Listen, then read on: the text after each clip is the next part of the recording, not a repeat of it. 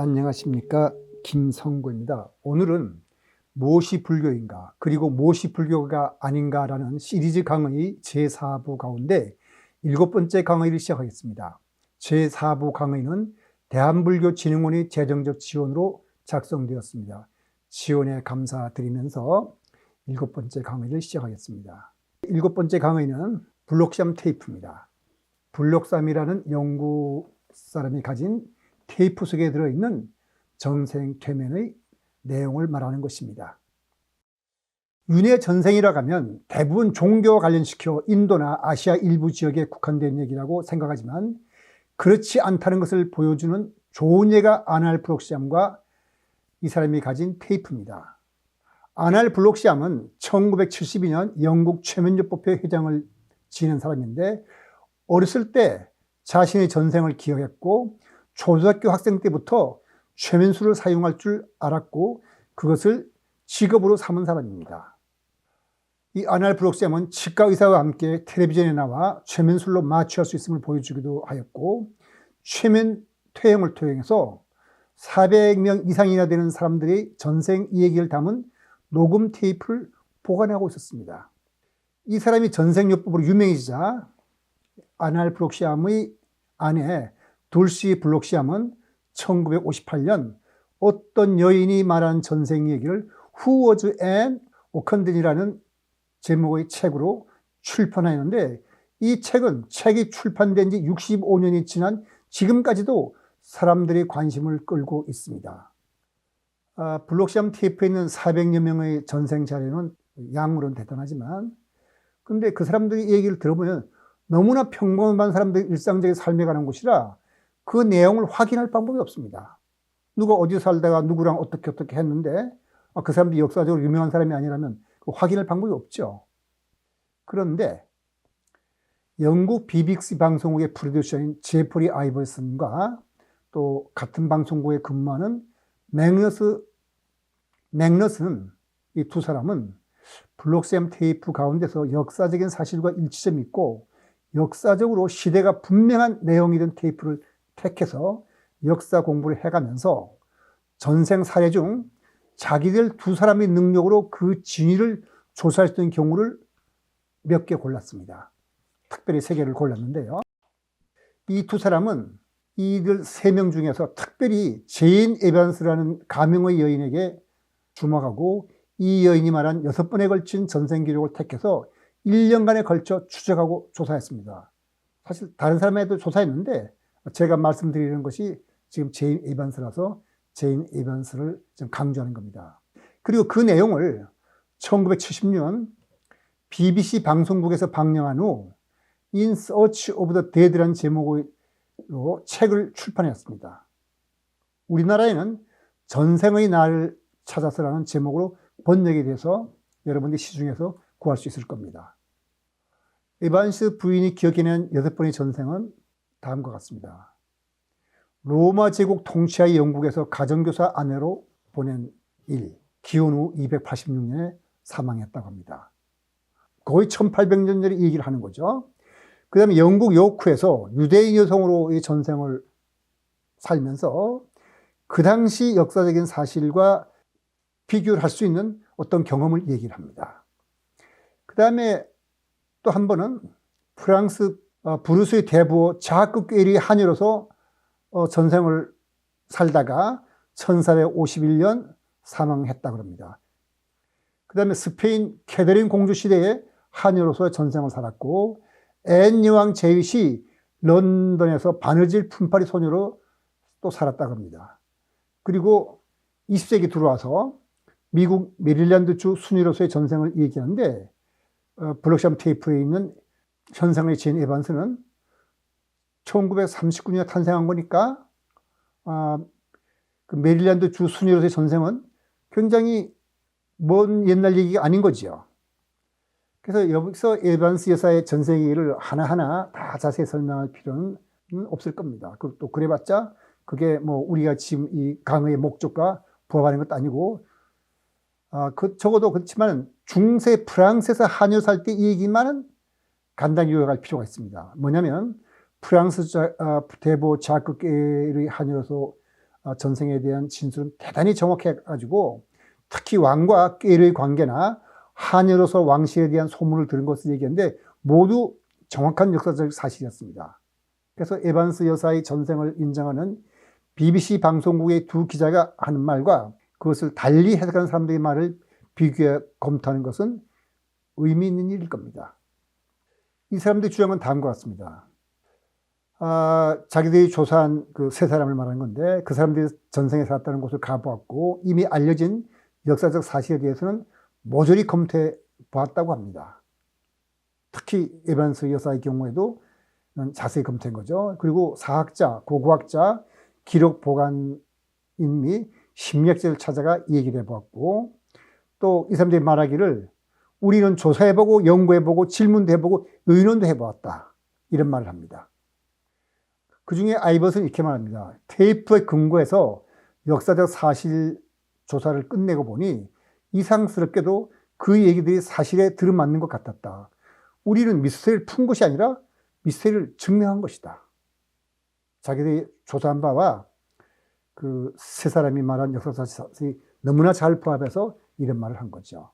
그리고 또 맥너슨 이렇게 말합니다. 블록샘 테이프에 실린 기억담들은 과연 틀림없는 것인가? 피험자의 의식에서 나오는 이 기억들은 어디서 어떻게 얻은 것인가? 이러한 정센 얘기들이 고의로 꾸민 거짓말일 수 있겠는가? 그렇지 않다면 이러한 사실에 대한 함정적인 설명은 도대체 무엇인가? 종족적 기억력인가? 꿈을 꾼 것인가? 아니면 잠재의식으로부터 흘러나온 어떤 숨겨졌던 기억들인가? 그러면 이러한 조사의 결과는 어땠냐? 그 대답은 독자 여러분이 하십시오. 이렇게 말하는 겁니다. 맥너슨은 책의 머리말에서 계속해서 다음과 같이 말합니다. 그러나 나는 최소한 논쟁의 여지가 없는 한 가지 결론에는 도달했다. 그것은 인간의 의식은 우리가 상상할 수 있는 것보다는 훨씬 무한히 복잡 다단하고 신비스러우며 매혹적인 어떤 것이란 사실이다. 자기가 조사해 본 결과 갖게 된 생각이라는 뜻이죠. 그 말은 자신은 에반스 부인과 또 다른 사람들의 전생 얘기를 믿는다는 그런 뜻입니다. 전생이가 아니더라도 무의식의 작용을 보면 우리 마음은 짐작하지 못할 정도로 넓은 것이 분명합니다. 100% 검증되지 않았지만 신비체험 얘기가 끊이지 않고 나오는 것은 우리의 마음이 그만큼 신비하기 때문이라고 볼 수 있습니다. 이제 두 사람의 조사에 대한 비판자들의 이 얘기를 한번 들어보기로 하죠. 1976년 BBC에서 방영할 때 에반스 여사는 TV 앞에서 다시 최면에 들어 전생 얘기를 했는데 처음 전생을 기억한 지 5년이 지났으나 그녀는 예전에 기억한 두 번의 복잡한 전생을 되풀이해서 똑같이 기억해냈습니다. 우리가 사실을 여기서 주목을 해야 되는데요. 우리가 거짓말을 했다고 하면은 꾸미는 얘기라면 5년 뒤에 똑같이 하기가 어려울 겁니다. 어쨌든 이 장면을 본 비평가들은 누구도 이거 에반스 부인이 말하는 것을 연기처럼 보지는 않았고 실제 상황처럼 보였다고 말합니다. 그럼에도 불구하고 많은 비판자들의 생각은 달랐습니다. 비판자들 중에서 중심인물은 멜빈 헤스라는 작가인데 이 사람은 Investigating the Unexplained라는 책을 써서 에반스가 말한 전생 인물에 대응하는 얘기나 소설 및 역사기를 찾아냈습니다. 그래서 그걸 내용을 썼는데요. 해리스는 에반스 여사가 말하는 전생 인물에 비슷한 얘기가 소설이나 역사책에 있는지 없는지 다 조사해 보니까 그런 얘기가 있었어요. 그래서 결국 해리스가 보기에 에반스가 여사가 말한 것은 자기가 읽은 책이나 이런 것들을 기억했다가 그것은 본인은 잊어먹었지, 의식 속에서 잊어먹었지만은 무의식 속에 담아두고 있다가 최면을 통해서 그거를 그럴듯하게 꾸며낸 이 얘기다. 이러는 것이죠. 지난번에도 제가 잠재의 기억을 프라이드 머피를 찾아서 해서 설명을 드렸습니다. 다시 한번 말씀드리면 과거의 경험 중 잊고 있던 것으로서 부모나 친구, 소설, 책이나 신문이나 TV 등 대중매체에 접한 여러 가지 정보를 종합해서 물속에 담아두고 있다가 적당한 시기에 꾸며낸 것이라는 그런 뜻입니다. 지금까지 최면 태용을 통해서 살펴온 전생의 얘기는 그럴듯하게 들리는 것도 있습니다. 하지만 비판자들은 피체험적 한 말은 잠재기일 것이라고 주장할 만큼 최면 태용에는 의심받을 만한 요소가 있는 것도 사실이죠. 앞선 강의에서도 언급한 바가 있지만 여기서 다시 한번 강조할 필요가 있는 것은 최면 태용에서는 피할 수 없는 두 가지 약점이 있다는 뜻입니다. 하나는 최면의 경우에는 최면 수사의 암시가 영향을 줄 가능성이 있다는 거고, 그게 뭐냐면은 한국인의 경우에는 그 전생이 주로 동양인인 경우가 많고, 서양 사람의 경우에는 그 전생이 대체적으로 서구인이고, 사후세계의 얘기도 대개 자기 자신의 종교와 관련이 있습니다. 불교인과 힌두교인과 가톨릭교도 기독교인들이 말하는 사후세계는 자기들이 종교에서 듣고 본 것과 비슷하게 말합니다. 그거는 뭐냐면은 전생 퇴행을 통해 드러난 기억이 실제 전생의 기억이 아니라 암시나 자신의 단편적 지식을 짜맞춘 것일 가능성이 크다고 의심할 만한 이유가 됩니다. 그러니까 잠재 기억이라고 말하는 해리스의 주장은 그럴듯한 얘기죠. 다른 하나는 피체험자가 최면 상태에서 보고 떠올리는 내용이 마치 꿈처럼 그 사람이 무엇이 꾸며낸 얘기가 아닌가 하고 의심하게 되는 경우가 있습니다. 실제로 최면 속에서 말하는 건 들어보면은 그 사람이 의식으로 꾸며낸 건 아니지만은 뭔가 조리 있게 말을 했는데 알고 보면 사실은 뭐 현실하고 맞지 않는 것이 많이 있거든요. 그래서 전생이나 사후세계 같은 것을 주장하려면 의심받을 만한 요소가 전혀 없도록 해야 학계에서 그것을 정설로 받아들일 것입니다. 그것이 사실 과학입니다. 그리고 그것이 과학의 힘이기도 하죠. 이 점에서 최면 퇴행을 통해 전생을 밝히는 작업에는 어려움이 큽니다. 어려움이 크지만 전생요법이 또 의학적으로 효력이 있기 때문에 최면 퇴행을 무시할 수도 없습니다. 전생 최면에 대해서 비판적인 사람들은 여러 가지 이유를 말하나 가장 그럴듯한 것은 잠재기억입니다. 브라이드 머피나 에반스 여사의 경우에도 결국 그것이 잠재기억이라는 것인데, 그런데 우리가 생각해 볼 것이 있습니다.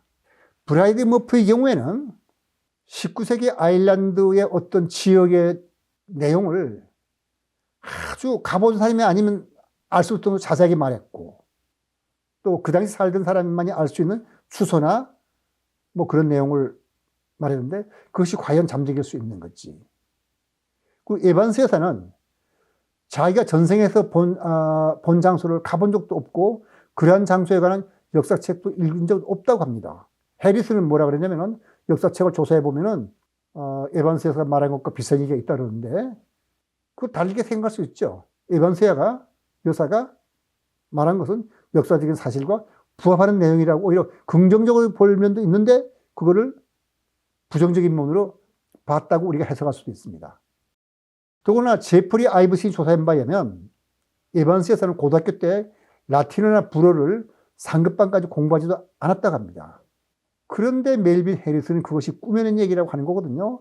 사람이 소설의 역사책을 읽고 그 시대의 풍습이나 생활상을 정확하고 자세하게 모시하는 것이 과연 가능할 건지, 이런 생각을 하면서 우리가 이 최면태 얘기를 판단해야 될 겁니다. 각자의 주장은 그 믿음의 토대 때문에 그런 주장을 하는 것인지도 모른다고 생각할 수가 있습니다. 윤회와 사후세계를 인정한 사람들은 종교적 믿음 때문에, 윤회와 사후세계를 부정한 사람들은 과학적 믿음 때문에 이렇게 주장한다고 볼 수 있습니다. 그러나 과학적 증거를 들어 윤회와 사후세계의 존재를 주장하는 과학자들은 비판자들이 과학적 믿음을 과학적 자료로 오인한다고 또 비난합니다. 그 주류학계 믿음은 두뇌 상태가 바로 마음이라는 그런 내용이죠. 그러니까 의식이 두뇌를 떠나 활동한다고 주장하는 사람들에게는 다음과 같이 강력한 과학적 자료가 있습니다. 몇 번 말씀드렸지만은 계속해서 제가 강조드리는 것은 적어도 팸 레이놀즈의 경우에 제가 3부 6강에서 말씀드렸지만은 의식도 없고 눈을 가리고 귀를 막은 상태에서 수술 도구와 의사들의 대화를 정확히 알고 있었습니다. 그리고 정확한 기록이 있습니다. 그러면 3부 4강에서 말씀드린 바와 같이 브레이스 그레이시는 레지던트 시절에 홀리라는 의식을 잃고 응급실에 있는 환자가 그 다음날 아침 복도 끝에 있는 휴게실에서 일하는 일을 자세히 알고 있었습니다. 그건 브레이스 그것이 직접 본 거거든요. 이런 걸 어떻게 설명할 수 있겠습니까? 그 다음 핀반 롬멜은 또 7일간 의식이 없었던 환자가 커튼 뒤를 정확하게 알고 잃어버린 틀니가 어디 있는지를 알고 있었습니다.